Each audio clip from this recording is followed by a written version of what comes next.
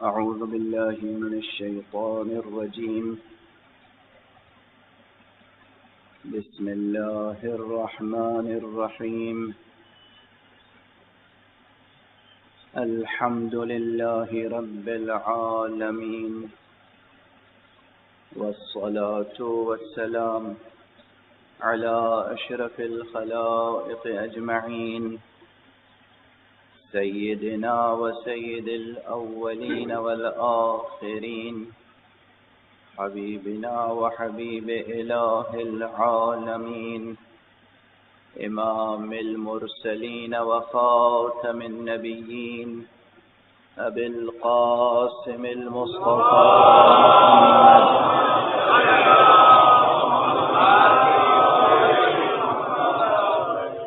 وعلى أهل بيته الطيبين الطاهرين الهداة المهديين المعصومين المظلومين، واللعنة الدائمة على أعداء الدين أجمعين.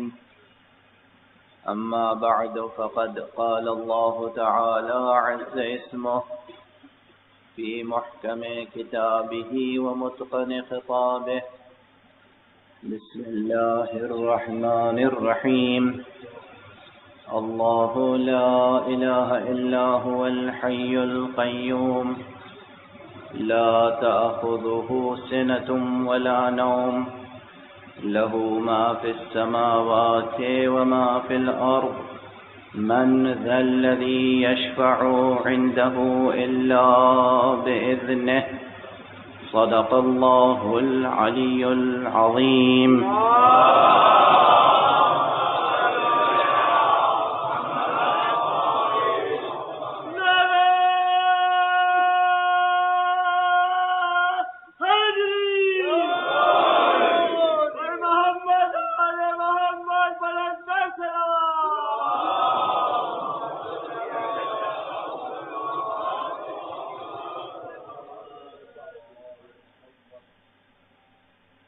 انشاءاللہ میں جن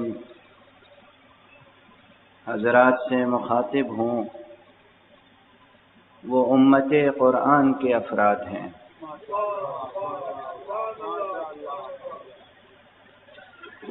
امت قرآن میں ہونا بڑا شرف ہے. پہلے ذکر کر چکا ہوں اور یاد دہانی کے طور پر ذکر کر رہا ہوں کہ یہ امت قرآن کی ترکیب سرکار سید الشہداء ابو عبداللہ الحسین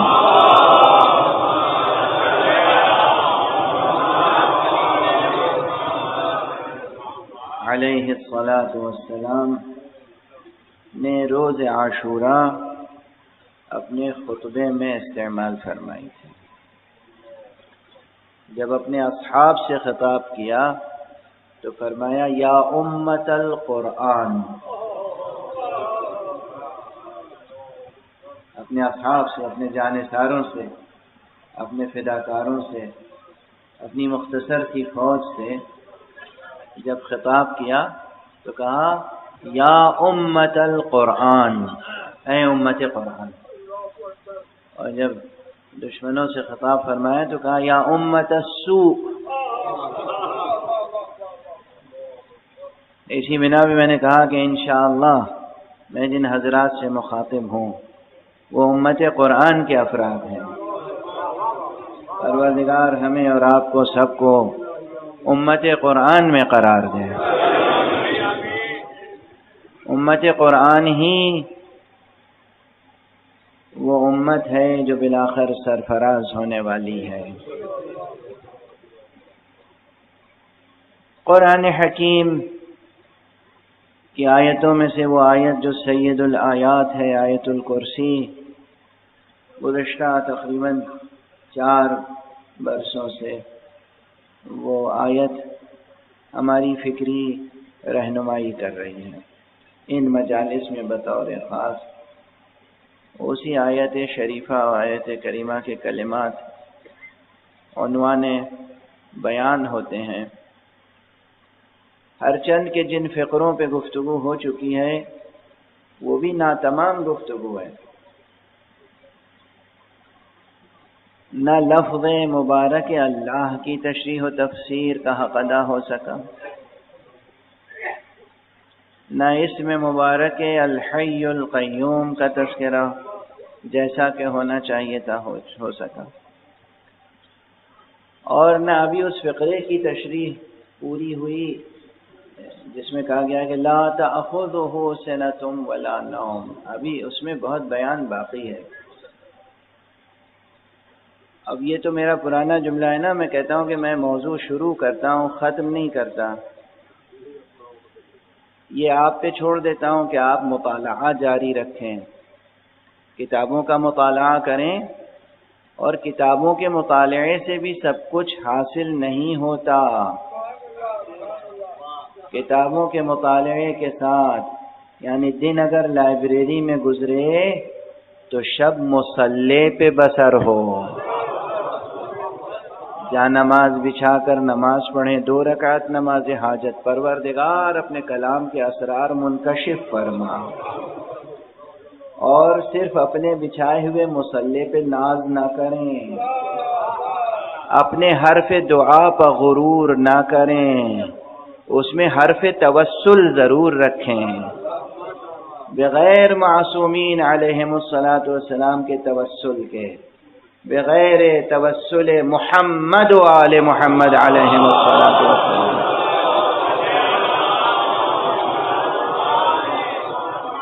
کوئی دعا بلند نہیں ہو سکتی کہ باب استجابت تک پہنچ جائے، ممکن نہیں ہے، ممکن نہیں ہے کہ کوئی دعا باب استجابت تک پہنچ جائے بغیر توسل معصوم، اسی طریقے سے جیسے ممکن نہیں ہے کہ کوئی آیت قرآنی، اللہ کی کوئی وحی ہم تک پہنچ جائے بلا واسطہ پیغمبر، جیسے پیغمبر کے واسطے اور وسیلے کے بغیر اللہ کا کلام ہم تک نہیں پہنچ سکتا، ویسے ہی ہمارا کلام، ہماری دعا، ہماری آرزو، ہماری مناجات باب استجابت تک نہیں پہنچ سکتی جب تک کہ محمد عربی صلی اللہ علیہ وآلہ وسلم اور ان کے اہل بیت اطہار کا توسل نہ ہو۔ یہ مجلسیں یہ اپنی کلی حیثیت اور جوہری حیثیت سے یہ بھی بمنزلہ دعا ہیں، یہ مجلس بھی ہے، ذکر بھی ہے، بیان بھی ہے، دعا بھی ہے، مناجات بھی ہے۔ ان مجالس کی تعریف بھی آسان نہیں ہے، جو اہل معرفت ہے وہ سمجھ سکتے ہیں۔ بہرحال ان مجالس میں، اس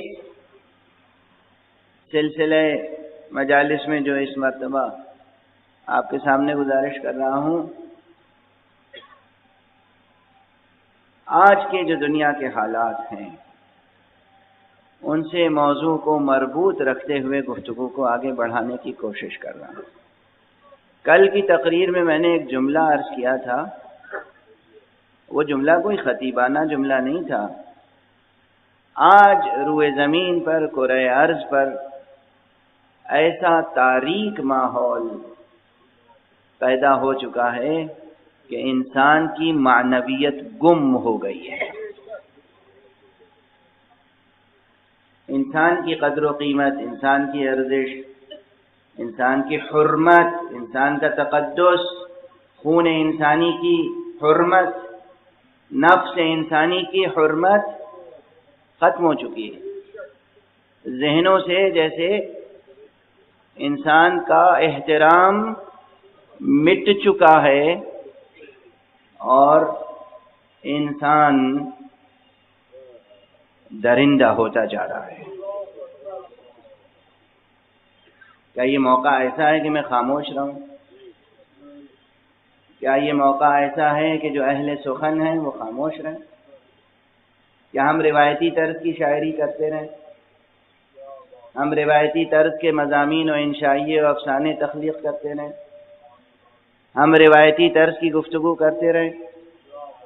طفل تسلی یہ اس کا موقع ہے؟ اصل احترام آدمیت ختم ہو چکا ہے،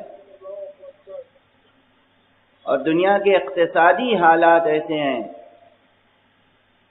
کہ آج کے اکنامسٹ، سو کالڈ اکنامسٹ، مغربی درندوں کے ہاتھ بکے ہوئے اکنامسٹ،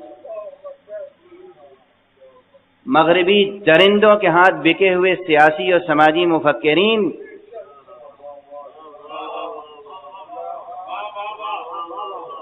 انہوں نے نظام ایسا بنایا ہے،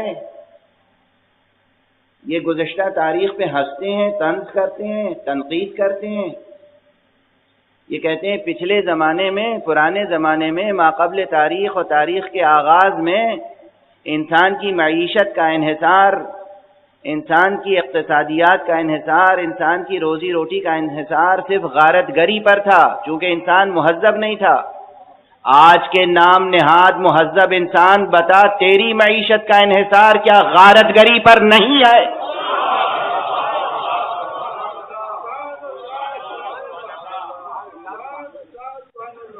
کیا غارت گری کی بھی نئی ڈیفینیشن بنانی پڑے گی؟ کس کو کہتے ہیں غارت گری اور کسے کہتے ہیں تہذیب؟ کلچر کس کا نام ہے؟ سویلائزیشن کس کا نام ہے؟ دوسرے بسے ہوئے شہروں کو اجاڑنا تمدن ہے؟ بسی ہوئی آبادیوں کو اجاڑنا تمدن ہے؟ دوسرے ملکوں کی دولت و ثروت کو بزور شمشیر اپنی قوت کے استعمال سے لوٹ لینا غارت گری نہیں تو کیا ہے؟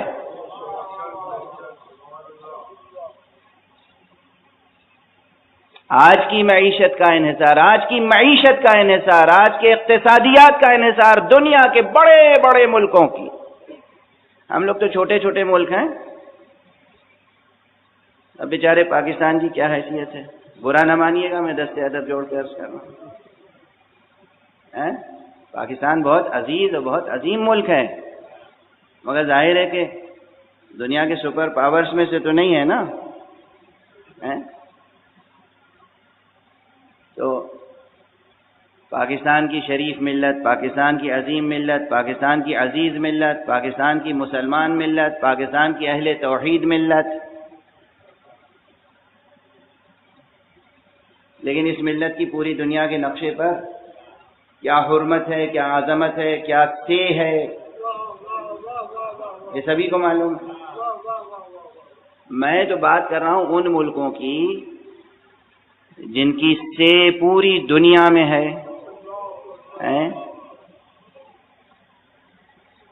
ان ملکوں کی معیشت کا انحصار آج صرف غارت گری پہ رہ گیا ہے۔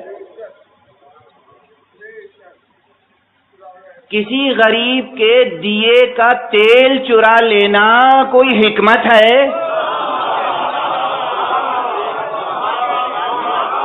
ایک صلوات پڑھ دیجئے محمد علیہ۔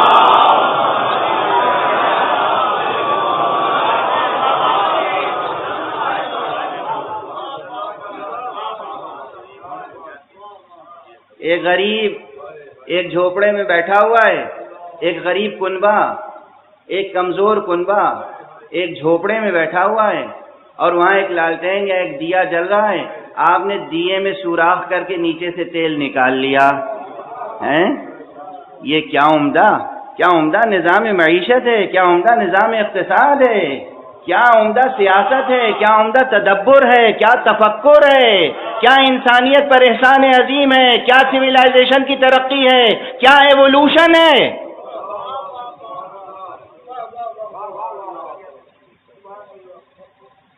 اور ہمارے دیے میں سوراخ ہوا ہے، ہماری لو جھلملا رہی ہے، تو ہمیں رونے کا حق بھی نہیں ہے؟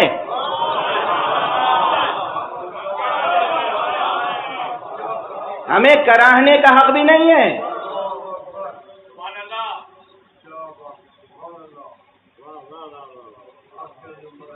پابندیاں یہ ہیں کہ گفتگو نہ ہو، کوئی اہل قلم کچھ لکھنے نہ پائے فرعونوں کے خلاف، کوئی صحافی کسی جرم کے خلاف آواز نہ اٹھائے۔ کس ماحول سے گزر رہے ہیں ہم؟ اس ماحول کو، اس تاریکی کو اگر دور کر سکتی ہے کوئی روشنی، تو وہ روشنی ذکر حسین ہے۔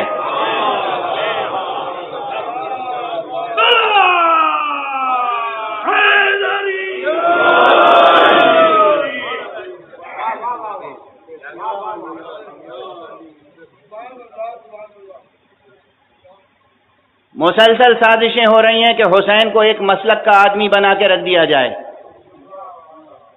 ذکر حسین کو ایک خاص فرقے، ایک مختصر سے فرقے اور مخصوص مذہب اور مسلک کا مسئلہ بنا کر رکھ دیا جائے۔ حسین کی حقیقت معلوم ہے، ایک خاص مسلک میں محدود ہو سکتا ہے حسین، ایک خاص فرقے میں محدود ہو سکتا ہے حسین، حق کی قسم کہ خلق سے بالا حسین ہے۔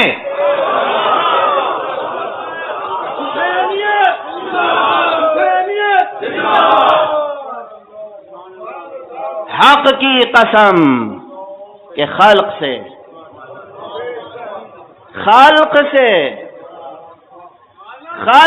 بالا حسین ہے۔ حسین کو آپ محدود کر سکتے ہیں نہ ذکر حسین کو۔ خدا کی قسم یہی ذکر حسین، آج میں اس منبر سے کہہ رہا ہوں، خدا کی قسم یہی ذکر حسین اس پوری دنیا میں ظلم کی تاریکی کو دور کرے گا، عدل و انصاف کی روشنی کو پھیلائے گا، دنیا کے ہر فرعون کو سرنگوں اور شرمشار کرے گا، اور اسی حسین کا بیٹا دنیا میں رحمت کا پرچم لہرائے گا۔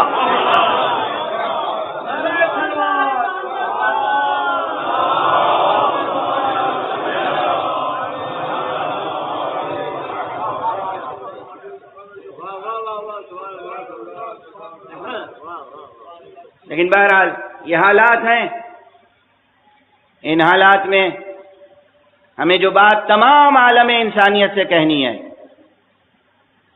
وہ یہ ہے کہ اے انسان، اے عظیم انسان اور اے ذلیل انسان،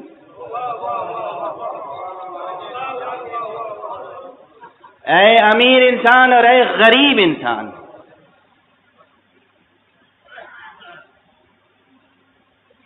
اے انسان اپنی اصلی حقیقت کو تو پہچان، اپنے چہرے کو تو سنبھال کے رکھ، اپنے باطن کو تو سنبھال کے رکھ، تیرے باطن میں نور ہے، تاریکی نہیں ہے، تیرا ظاہر بھی بہت حسین و جمیل ہے، قبیح نہیں ہے، تیرے وجود کو اس طرح سے پروردگار نے بنایا ہے، اس ترکیب سے، اس احسن تقویم میں کہ اس کے لیے بقا مقدر کی ہے، فنا نہیں۔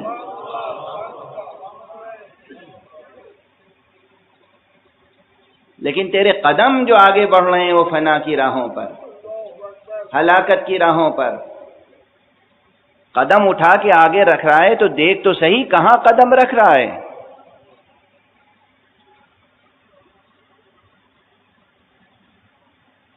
انسان کے سامنے آج انسان کی معنویت کا بیان سب سے بڑا مسئلہ ہے، اور یہ عرض کرتا چلوں،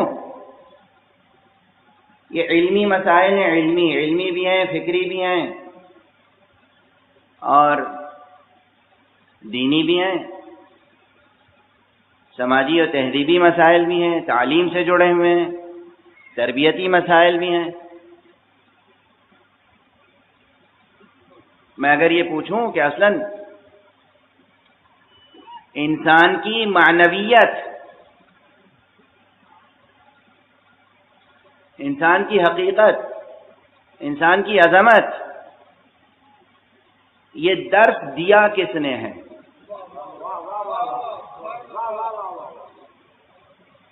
انسان کی جاگتی ہوئی آنکھوں میں یہ خواب عظمت کا بھرا کس نے ہے؟ انسان کی پلکوں پر انسانی عظمت کے خواب سجائے کس نے ہیں؟ سائنس نے۔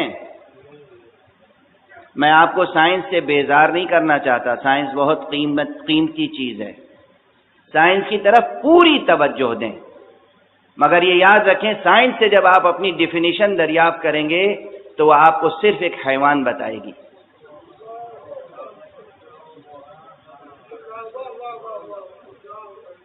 توجہ ہے یعنی بایولوجی میں انسان کی کیا حیثیت ہے؟ سائنس میں انسان کی کیا حیثیت ہے؟ اینتھروپولوجی میں بھی انسان کی کیا حیثیت ہے؟ سائنس کلن سائنٹیفک ویو، سائنٹیفک ویژن انسان کے لیے کیا ہے؟ بنیادی طور پر، حقیقی طور پر سائنس انسان کو ایک حیوان بتاتی ہے، منتہا وہ حیوان جس کا رتبہ بندر کے بعد ہے۔ غلط تو نہیں آدھے سبق ہمیں؟ زندگی رینگنے لگی جب زمین پر، پانی سے کائی وجود میں آئی اور کائی کے بعد سبزہ اگا اور اس کے بعد کچھ رینگتے ہوئے کچھ جراثیم پیدا ہوئے اور اس کے بعد وہ زندگی رینگنے لگی اور پھر اڑنے لگی اور دوڑنے لگی اور یہاں تک کہ بندر وجود میں آئے اور اس کے بعد ایک چیز اور وجود میں آ گئی، اسے انسان کہا جانے لگا۔ یعنی سائنس، میں ابھی بحث نہیں کر رہا ہوں کہ یہ تھیوری صحیح ہے یا غلط ہے، کوئی بحث نہیں کر رہا ہوں، میں کہہ رہا ہوں وہاں سے جو ہمیں سبق ملا وہ سبق ملا کہ ہم ایک حیوان ہیں۔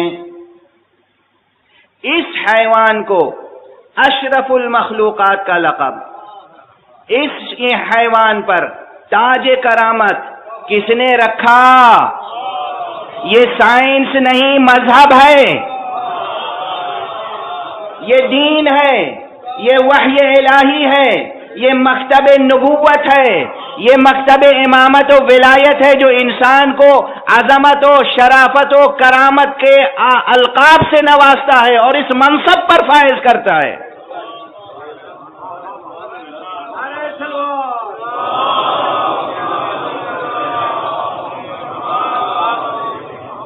اصل اشرف المخلوقات کا تصور، اشرف المخلوقات کا تصور سائنس کا دیا ہوا ہے یا یہ تصور ہی مذہب کا دیا ہوا ہے؟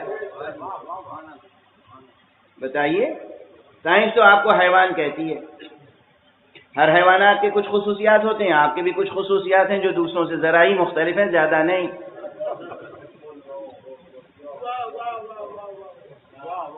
ذرا ہی مختلف ہیں، زیادہ نہیں۔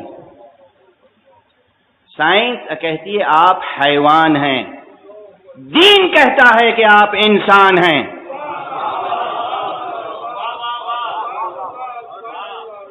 یہ دین ہے جو کہتا ہے آپ انسان ہیں، دین ہے جو آپ کی معنویت سے آپ کو آشنا کرتا ہے۔ یہ قرآن ہے جو آگے بڑھ کے کہتا ہے وَلَقَدْ كَرَّمْنَا بَنِي آدم، ہم نے بنی آدم کو کرامت بخشی۔ یہ دین ہے جو آگے بڑھ کے کہتا ہے کہ لَقَدْ خَلَقْنَا الْإِنسَانَ فِي أَحْسَنِ تَقْوِيمٍ، ہم نے انسان کو بہترین تقویم میں خلق کیا۔ یہ دین ہے جو آگے بڑھ کے آواز دیتا ہے سورج اور اس کی روشنی اور چاند اور اس کی حرکت اور زمین اور آسمان اور تمام کائنات کی قسم کھانے کے بعد نفس انسانی کی قسم کھا کے ناز کرتا ہے وَنَفْسٍ وَمَا سَوَّاهَا فَأَلْهَمَهَا فُجُورَهَا وَتَقْوَاهَا۔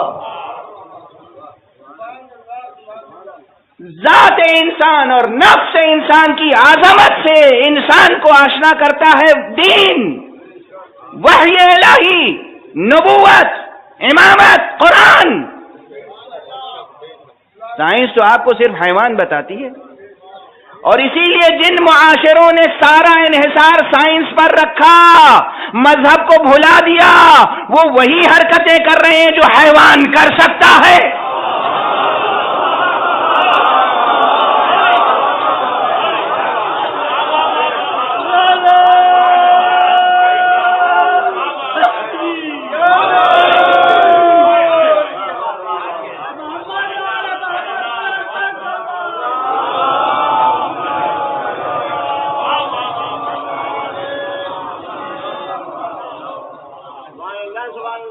گھریلو زندگی سے لے کر، میاں اور بیوی کے تعلقات سے لے کر، والدین اور اولاد کے تعلقات سے لے کر، بازاری مسائل سے لے کر اور ایوان سلطنت اور انٹرنیشنل مسائل تک، جنہوں نے مکمل طور پر سائنس پہ انحصار کیا ہے، وہ مکمل طور پر حیوانی عادتیں اختیار کرتے چلے جا رہے ہیں.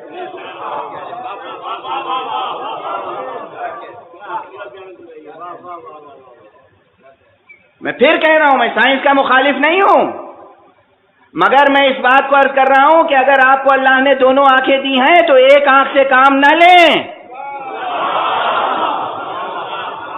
صرف اتنی سی بات عرض کر رہا ہوں، سائنس بھی روشنی فراہم کرتی ہے، وحی الہی بھی روشنی فراہم کرتی ہے، لازم ہے کہ دونوں روشنی سامنے رہے اور سفر جاری رہے.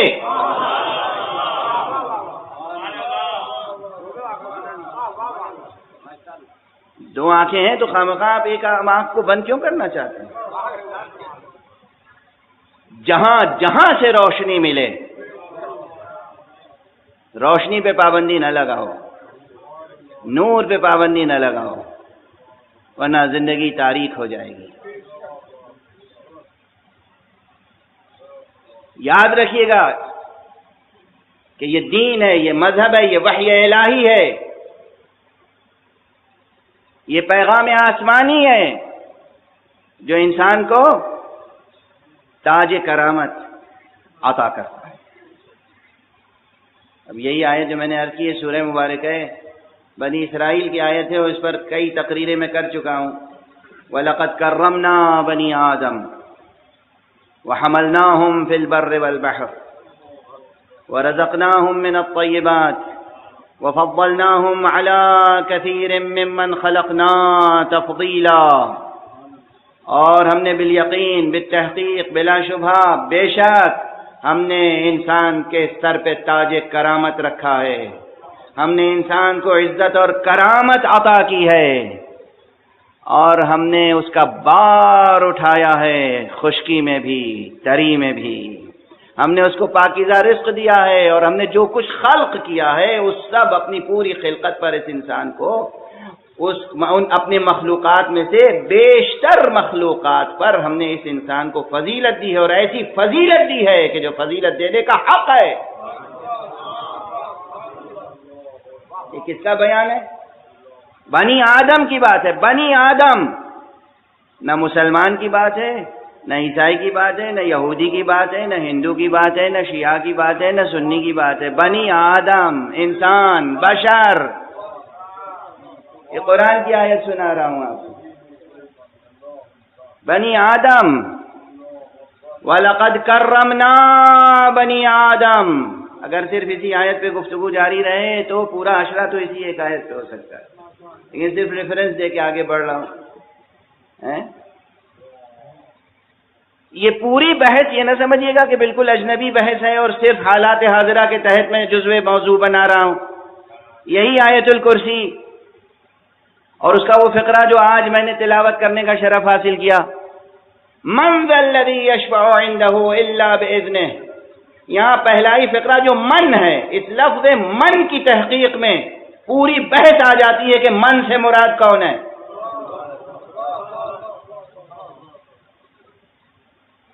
کون ہے من ذا الذی یشفع عندہ؟ کون ہے جو پروردگار کے پاس گناہگاروں کی شفاعت کر سکے؟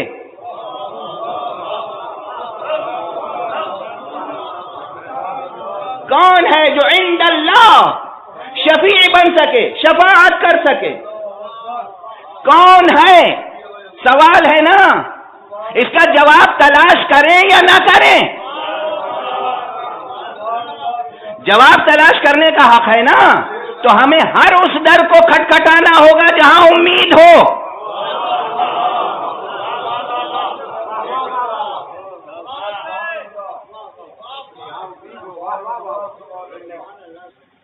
ہاں، دنیا میں ایسے بھی در ہیں جہاں سے کبھی کسی کی کوئی امید پوری ہی نہیں ہوئی، لیکن ایسے بھی در ہیں جہاں سب کی امیدیں لگی رہتی ہیں، اور نہ صرف امیدیں لگی رہتی ہیں بلکہ امیدیں پوری ہوتی ہیں، مرادیں بر آتی ہیں، جہاں کی شفاعتیں مقبول ہوتی ہیں۔ اور وہ در کوئی اور ہو یا نہ ہو، کسی میں مجال ہے جو حق شفاعت مصطفیٰ کا انکار کر سکے؟ کسی میں مجال ہے؟ کوئی مسلمان ایسا ہے روئے زمین پر جو انکار کر سکے کہ محمد عربی صلی اللہ علیہ وآلہ وسلم کو حق شفاعت نہیں تھا؟ آپ شفاعت کا حق رکھتے تھے یا نہیں رکھتے تھے؟ حق سبحانہ و تعالی آپ کو اذن شفاعت عطا کرے گا یا عطا نہیں کرے گا؟ اب اگر مصطفیٰ کا حق شفاعت ثابت ہے تو اس کے بارے میں کیا کہو گے جس کے لیے مصطفیٰ نے کہا حسین منی وانا من حسین، حسین مجھ سے ہے اور میں حسین سے ہوں؟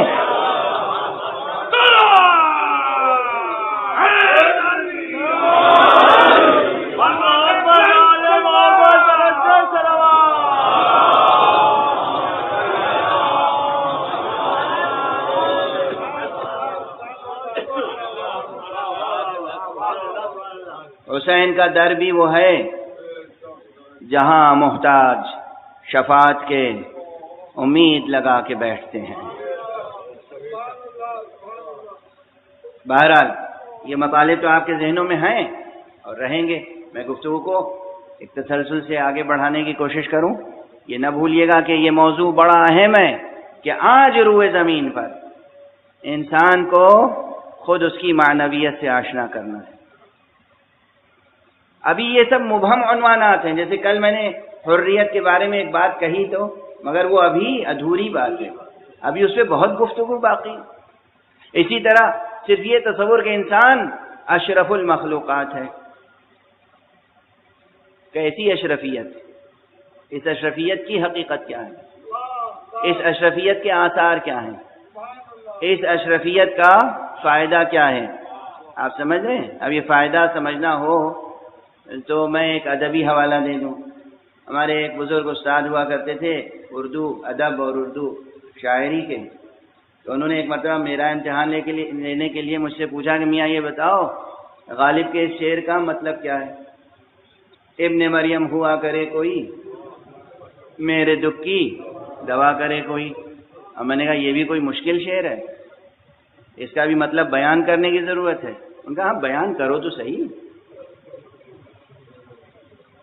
بتاؤ تو صحیح کہ غالب نے کہا کیا ہے؟ غالب نے یہی کہا ہے کہ ابن مریم ہوا کرے کوئی، میرے دکھ کی دوا کرے کوئی۔ یعنی میری سمجھ میں نہیں آ رہا تھا کہ اس کی نثر بھی کیسے بناؤں، اتنے صاف ستھرے ڈھلے ہوئے بالکل بلا تعقید مصرے اور مضمون بالکل صاف اور واضح۔ چند منٹ گزر گئے، کہنے لگے اچھا اب میں تشریح کروں؟ میں نے کہا جی فرمائیے۔ کہا دیکھو پہلے مصرے میں یہ کہا گیا ہے کہ ابن مریم، ابن مریم یعنی مریم کا بیٹا، یہ ہے ایک شرف نسبی کی طرف اشارہ۔ یہ کیا اشارہ ہے؟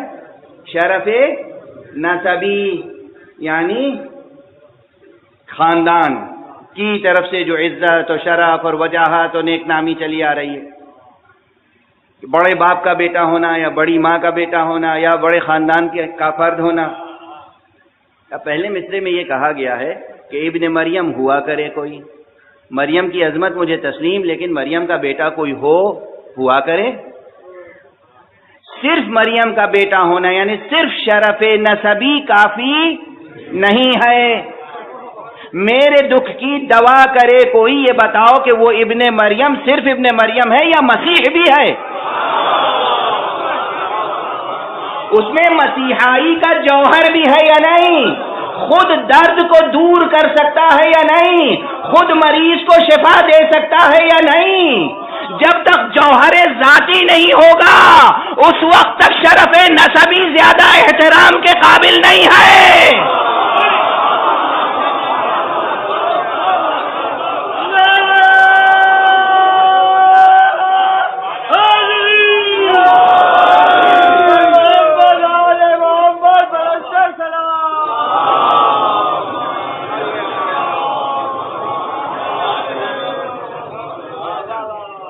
جب تک جوہر ذاتی نہ ہو، بڑے باپ کا بیٹا ہونا کافی نہیں ہے، بڑے خاندان کا فرد ہونا کافی نہیں ہے، بنو ہاشم سے ہونا کافی نہیں ہے، ابو طالب ہو تو کام کی بات ہے۔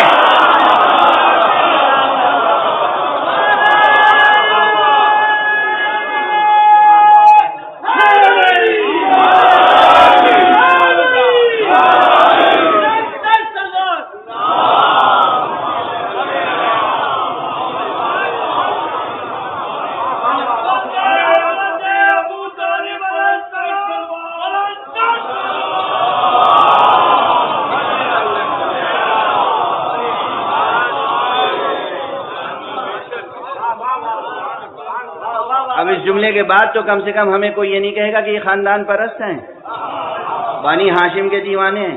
بنی ہاشم سے بھی ہونا کوئی شرف کی بات نہیں ہے، بنی ہاشم سے نسبت رکھ کر کوئی ابو لہب بن جائے وہ ملعون ہی رہے گا۔ اسی لیے قریش سے ہونا کوئی شرف کی بات نہیں ہے، بنو ہاشم سے ہونا کوئی شرف کی بات نہیں ہے، ابو طالب ہونا یقیناً شرف کی بات ہے۔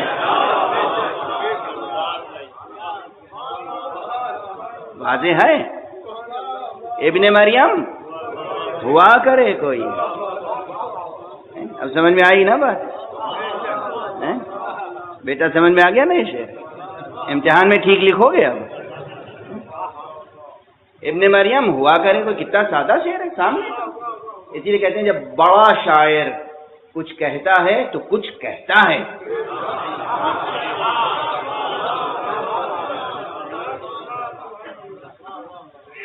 بڑا شاعر، بڑا ادیب جب کچھ کہتا ہے، کچھ لکھتا ہے تو پھر واقعی کچھ کہتا ہے، کچھ لکھتا ہے۔ ابن مریم ہوا کرے کوئی، میرے دکھ کی دوا کرے کوئی، یعنی کوئی بھی ہو دنیا میں، کوئی بھی اس کا حسب و نسب و ذات و خاندان ہو، سلسلہ نسب کہیں بھی پہنچا، اس میں جوہر ذاتی ہے یا نہیں؟ مریم کی عصمت اپنی جگہ، مریم کا کمال اپنی جگہ، مریم کی شرافت اپنی جگہ، مریم کی عظمت اپنی جگہ، مگر ابن مریم اس لیے عظیم ہے کہ وہ نابینا کو بینا بنا دیتا تھا، وہ بیمار کو صحت یاب بنا دیتا تھا، وہ مردوں کو زندہ کر دیتا تھا۔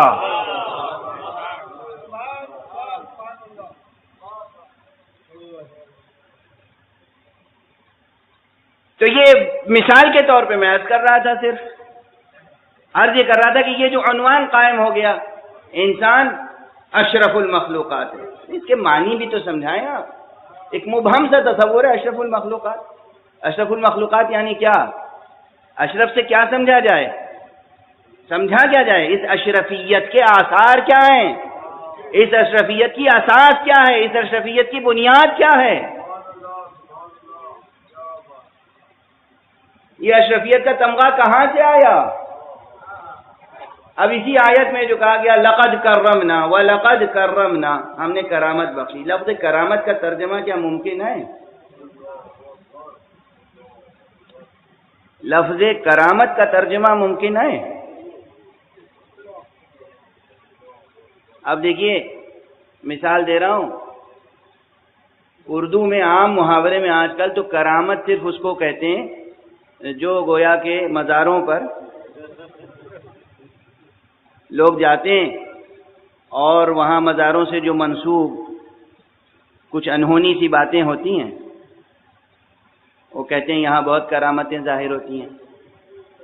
یا میں اولیاء کے قبور کے احترام کا منکر نہیں ہوں، یہ توجہ رہے، لیکن بشرطے کہ قبر کسی ولی کی ہو۔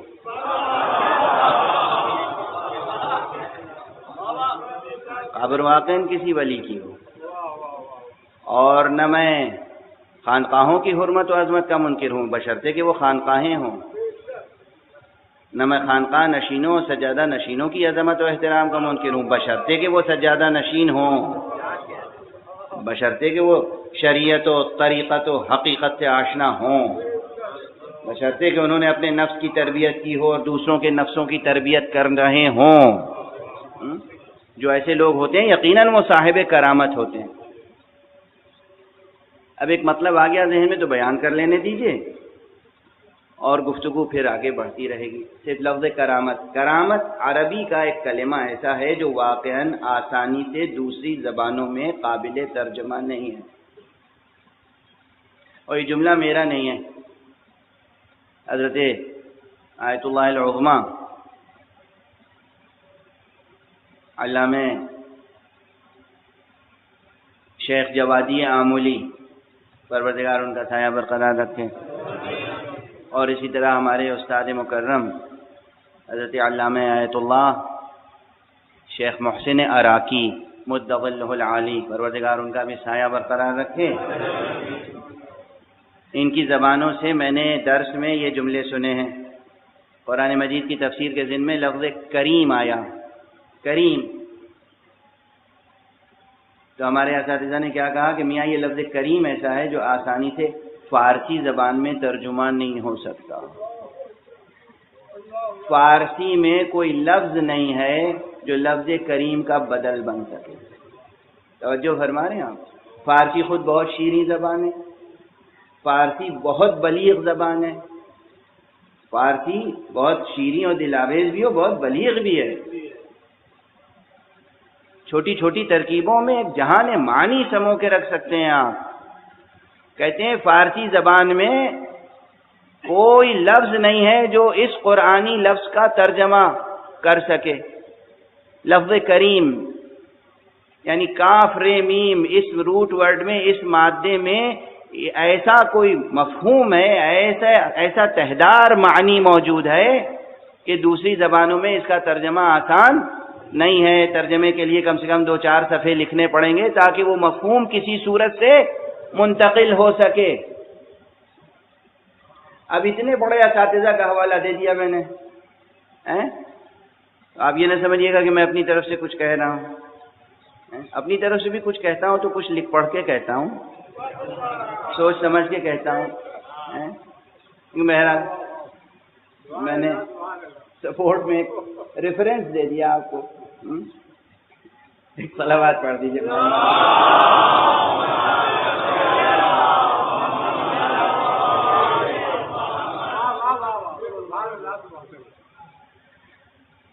لفظ کریم کا ترجمہ آسان نہیں ہے، لفظ کرم کا ترجمہ آسان نہیں ہے، لفظ کرامت کا ترجمہ آسان نہیں ہے۔ عجیب مرحلہ ہے گفتگو کا۔ قرآن مجید میں حق سبحانہ و تعالیٰ فرما رہا ہے وَلَقَدْ كَرَّمْنَا بَنِي آدم، ہم نے بنی آدم کو کرامت بخشی۔ اب لفظ کرامت کا ترجمہ کرنے میں بہت سے لوگ یہ کہیں گے ہم نے بنی آدم کو عزت بخشی۔ یہ عزت کا لفظ، احترام کا لفظ بھی اس میں شامل ہے۔ مثلاً ماں باپ کے لیے اور بچوں کے لیے بھی ایک مجدے کے طور پہ، مثال کے طور پہ ایک حدیث پیغمبر، حدیث معصوم صلی اللہ علیہ وآلہ وسلم، عرض کرتا ہوا آگے بڑھوں، معصومین سے جو ہمیں ہدایتیں ملی ہیں ان میں ایک فقرہ عجیب و غریب ہے۔ فرماتے ہیں اکرموا اولادکم، اپنی اولاد کا احترام کرو۔ کیا فقرہ ہے؟ میری پیچیدہ اور جولیدہ گفتگو اگر پوری کی پوری یاد نہ رہ جائے تو یہ سادہ سا جملہ آج کم سے کم ہدیہ اور تحفے کے طور پہ لے کے جائیے گا۔ معصوم نے کہا ہے کہ اکرمو اولادکم، اپنے اولاد کا اکرام کرو، یعنی احترام کرو۔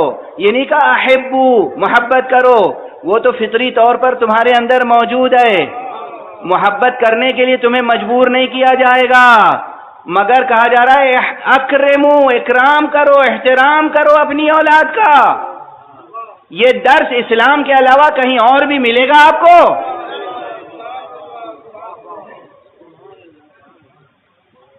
صرف اس فقرے پر کتنی دیر گفتگو ہو سکتی ہے؟ اکرموا اولادکم، اپنی اولاد کا احترام کرو، احترام کرو، اکرام کرو۔ تو لفظ اکرام اور کرامت میں عزت کا مفہوم موجود ہے، احترام کا مفہوم موجود ہے، عظمت کا مفہوم موجود ہے، سخاوت کا مفہوم موجود ہے۔ جب کوئی احسان کرتا ہے تو ہم کہتے ہیں آپ نے بڑا کرم فرمایا، کوئی کچھ عطا کرتا ہے تو کہتے ہیں آپ نے کرم فرمایا۔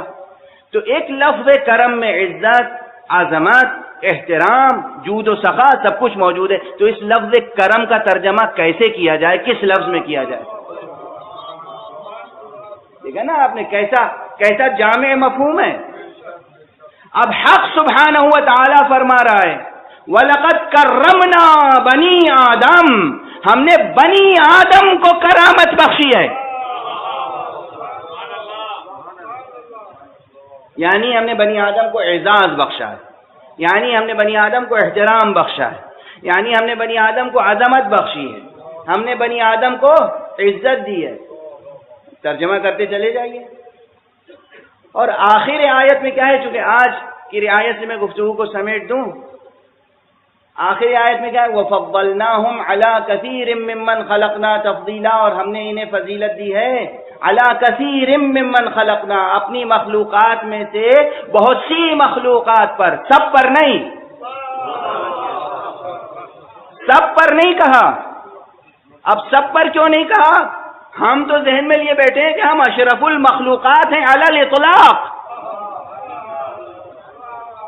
علی الاطلاق تمام مخلوقات سے ہم اشرف ہیں۔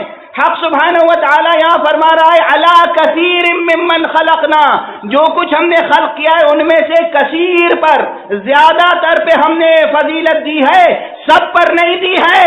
جب میں بہت غور کرتا رہا آیت پر تو معلوم ہوا یہاں کثیر ممن خلقنا ہی ہونا چاہیے تھا، اس لیے کہ بات بنی آدم کی ہے۔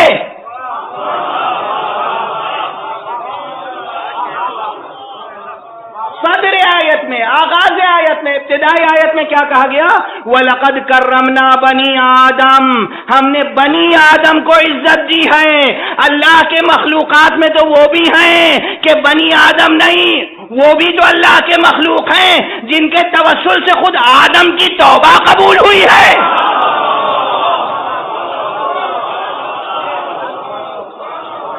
ایک صلوات پڑھ دیجئے محمد۔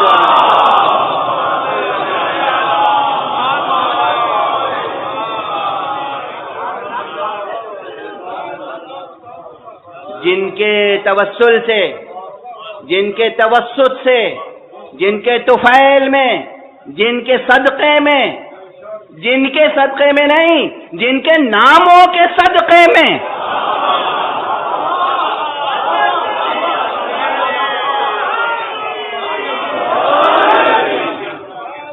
جن کے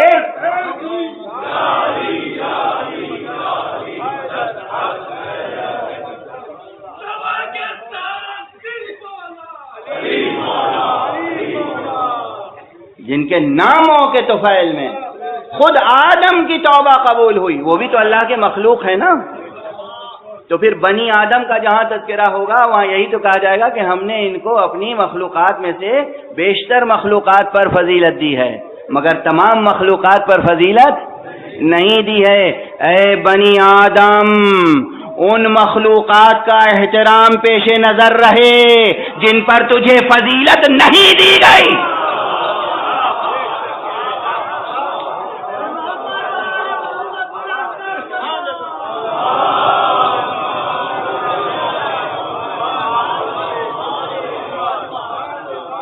اپنا اعزاز دکھانا، اپنا افتخار دکھانا، اپنا فخر جتانا، اپنا ناز اٹھوانا سب سے، مگر ان دروازوں پر آنا تو سر جھکا کے آنا جن پر تمہیں فضیلت نہیں دی گئی۔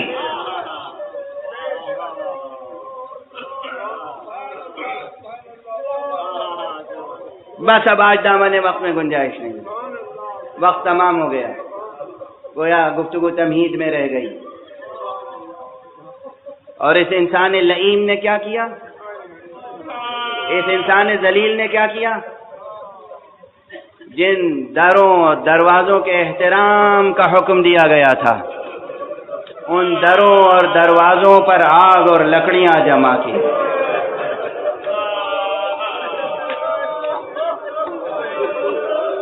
جن دروں اور دروازوں پر جا کر سلام کرنے کا حکم دیا گیا تھا، ان دروں اور دروازوں کو توڑا گیا، اجاڑا گیا. جنہیں اس انسان کی ہدایت کے لیے اور شفاعت کے لیے خلق کیا گیا تھا، ان کے ساتھ انسان نے کیا کیا؟ انہیں اپنے گھر میں رہنے نہیں دیا. حسین چین سے مدینے میں رہ نہیں سکے. مدینہ چھوڑا، مکے آئے. مکے میں بھی حسین چین سے نہیں رہ سکے. حاجیوں کے بھیس میں قاتل بھیجے گئے، احرام میں خنجر اور تلواریں اور شمشیریں چھپا کے حج کے لیے آئے. حسین نے حرمت کعبہ کی حفاظت کی. ایک جملہ کہوں، ہرگز یہ نہ سوچنا کہ حسین مکے میں گئے تھے شہر امن سمجھ کر امن تلاش کرنے. حسین خود وہ عظیم ہستی ہیں جنہوں نے کعبے کو امن فراہم کیا. کعبہ حسین کو کیا امن عطا کرتا؟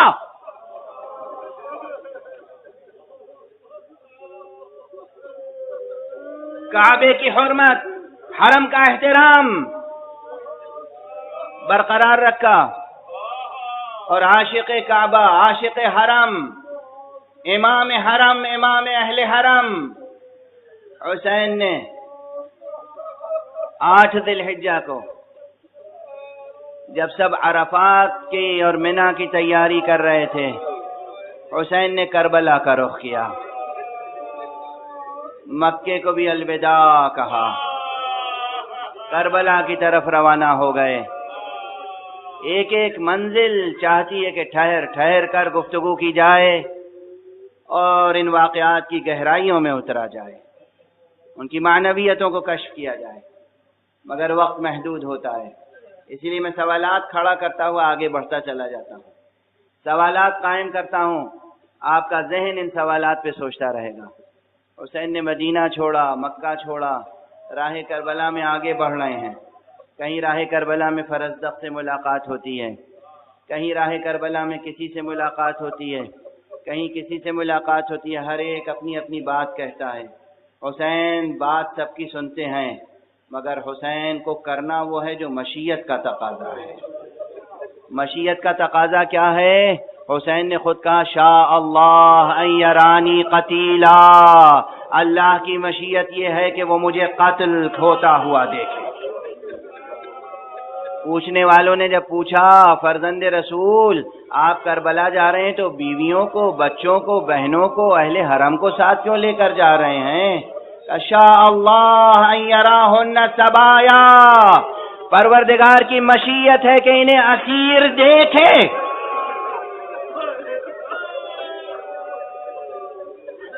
اجرکم علی اللہ.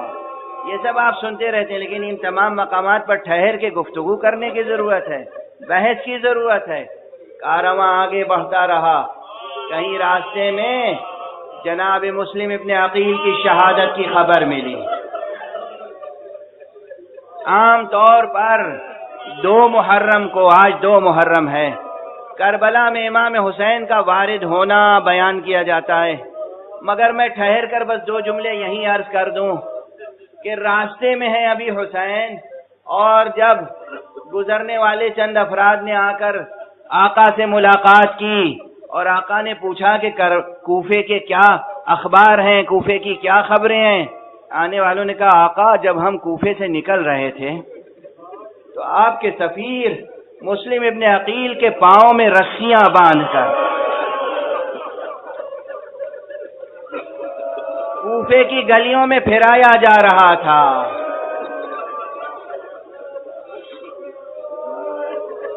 آقا نے اپنے سفیر، اپنے چہیتے سفیر، اپنے محترم سفیر، اپنے عظیم سفیر، وہ سفیر جس کے لیے امام بخاری کی گواہی ہے کہ وہ اپنی صورت میں پیغمبر سے بہت زیادہ مشابہ تھے، گویا تصویر پیغمبر.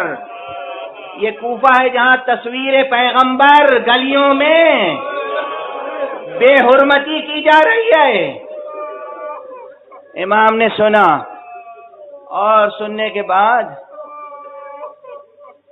پھر اس خیمے میں تشریف لے گئے جہاں بیویاں تھیں اور جناب زینب سے کہا کہ میری بہن رقیہ کے بچوں کو بلاؤ.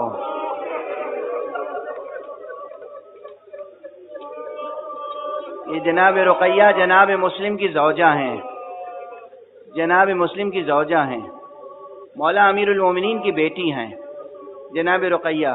جناب مسلم نے عقیل حضرت امام حسین کے عزیز بھی تھے، رشتہ بھی تھا. جناب مسلم عقیل حضرت امیر المومنین کے داماد بھی تھے اور اس لیے امام حسین ان کے بچوں کے گویا حقیقی ماموں بھی تھے. کہا کہ ذرا بچوں کو بلاؤ اور رقیہ کی جو سب سے چھوٹی بچی ہے اسے بلاؤ.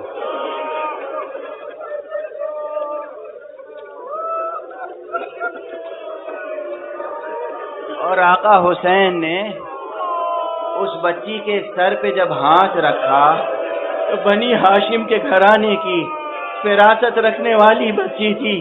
ایک مرتبہ اس نے حسرت و یاد سے ماموں کا چہرہ دیکھا، آنکھوں میں کوئی عبارت پڑھنے کی کوشش کی، ماموں جان میرے بابا کی خیر تو ہے، آپ تو اس طرح سر پہ ہاتھ رکھ رہے جیسے یتیموں کے سر پہ ہاتھ رکھا جاتا ہے. ایک مرتبہ امام حسین نے کہا بیٹی تیرا بابا شہید ہو گیا، آج سے مجھے اپنے بابا کی جگہ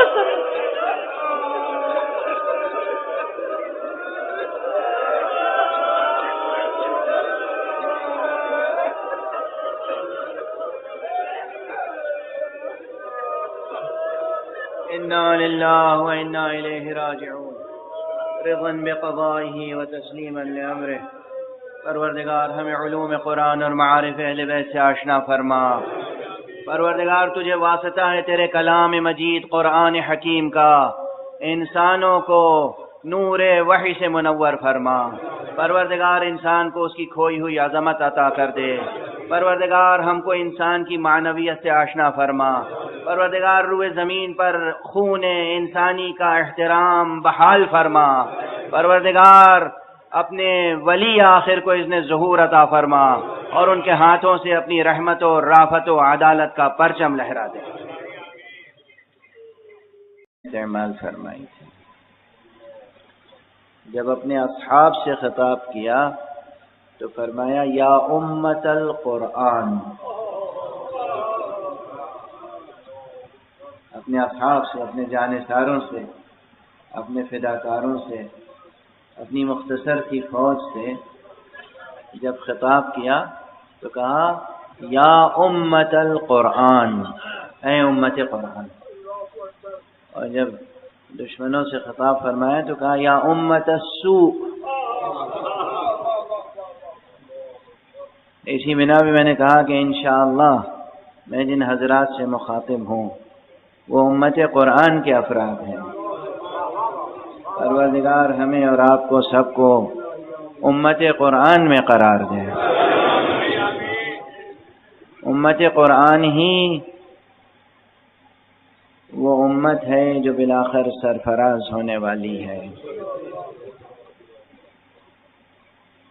قرآن حکیم کی آیتوں میں سے وہ آیت جو سید الآیات ہے، آیت الکرسی، گزشتہ تقریباً 4 برسوں سے وہ آیت ہماری فکری رہنمائی کر رہی ہے.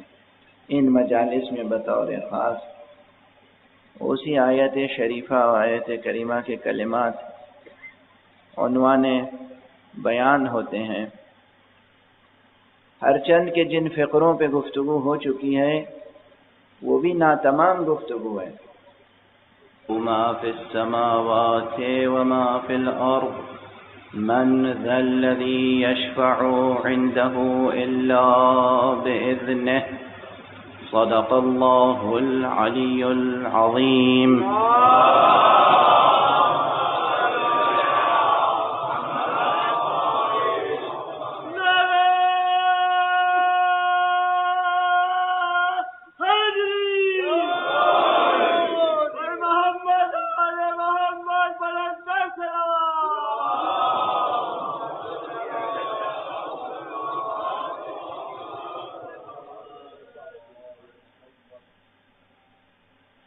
انشاءاللہ میں جن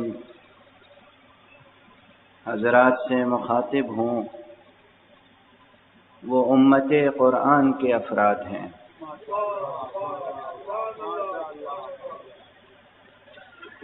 امت قرآن میں ہونا بڑا شرف ہے۔ پہلے ذکر کر چکا ہوں اور یاد دہانی کے طور پر ذکر کر رہا ہوں کہ یہ امت قرآن کی ترکیب سرکار سید الشہداء ابو عبداللہ الحسین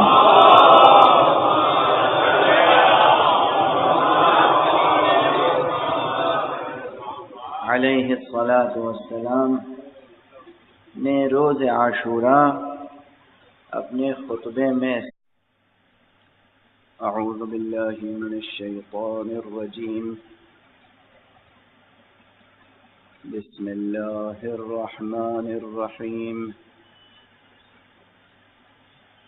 الحمد للہ رب العالمین والصلاة والسلام على أشرف الخلائق أجمعين سيدنا وسيد الأولين والآخرين حبيبنا وحبيب إله العالمين إمام المرسلين وخاتم النبيين أبي القاسم المصطفى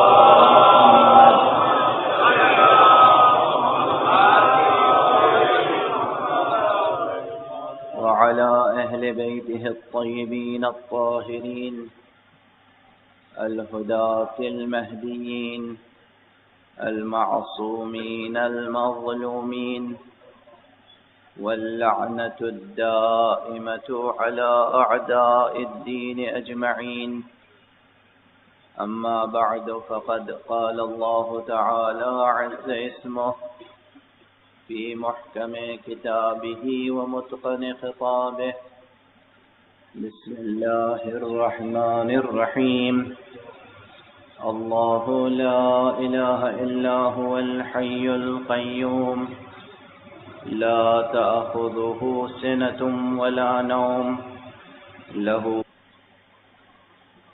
نہ لفظ مبارک اللہ کی تشریح و تفسیر کا حق ادا ہو سکا، نہ اسم مبارک الحی القیوم کا تذکرہ جیسا کہ ہونا چاہیے تھا ہو سکا، اور نہ ابھی اس فقرے کی تشریح پوری ہوئی جس میں کہا گیا کہ لا تأخذہ سنۃ ولا نوم، ابھی اس میں بہت بیان باقی ہے۔ اب یہ تو میرا پرانا جملہ ہے نا، میں کہتا ہوں کہ میں موضوع شروع کرتا ہوں ختم نہیں کرتا، یہ آپ پہ چھوڑ دیتا ہوں کہ آپ مطالعہ جاری رکھیں، کتابوں کا مطالعہ کریں، اور کتابوں کے مطالعے سے بھی سب کچھ حاصل نہیں ہوتا، کتابوں کے مطالعے کے ساتھ یعنی دن اگر لائبریری میں گزرے تو شب مصلی پہ بسر ہو، جہاں نماز بچھا کر نماز پڑھیں، 2 رکعت نماز حاجت، پروردگار اپنے کلام کے اسرار منکشف فرما، اور صرف اپنے بچھائے ہوئے مصلی پہ ناز نہ کریں، اپنے حرف دعا پر غرور نہ کریں، اس میں حرف توسل ضرور رکھیں، بغیر معصومین علیہم الصلاۃ والسلام کے توسل کے، بغیر توسل محمد و آل محمد علیہم الصلاۃ والسلام۔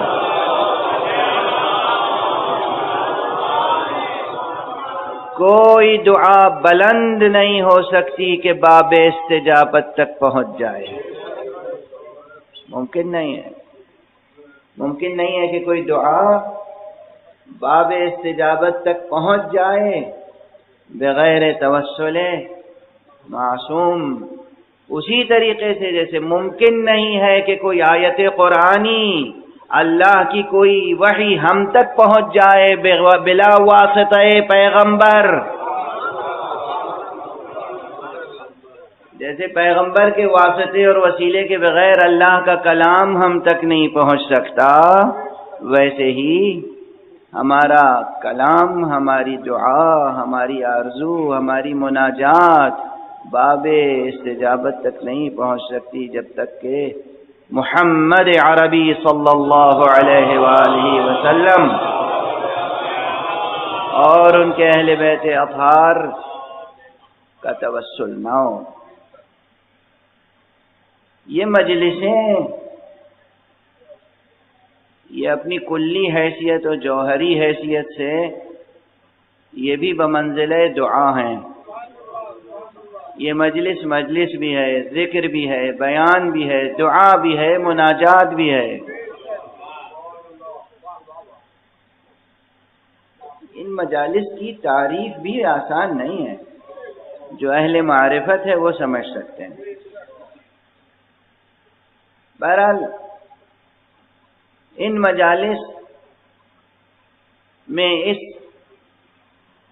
سلسلے